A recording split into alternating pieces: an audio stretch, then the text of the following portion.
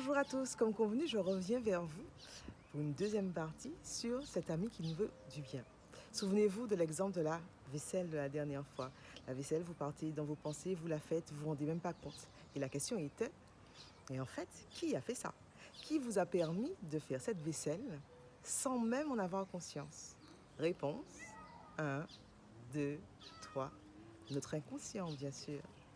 Notre inconscient. Alors pourquoi? Comment fait-il cet inconscient pour nous faire naviguer comme ça sans même la conscience? Alors notre inconscient, comme je l'ai déjà expliqué dans une précédente vidéo, enregistre tous les événements de notre vie, tous nos souvenirs créés, souvenirs vécus, habitudes depuis notre état gestationnaire. C'est-à-dire que depuis que nous étions en gestation dans le ventre de notre mère.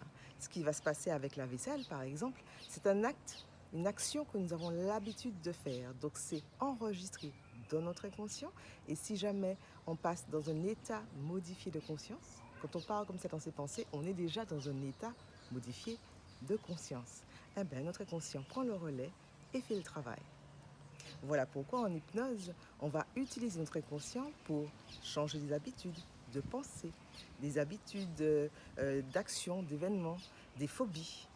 Aller dans notre inconscient, modifier tous ces faux souvenirs, vrais souvenirs, habitudes et modes de pensée pour réussir à aller vers l'objectif qu'on se sera fixé.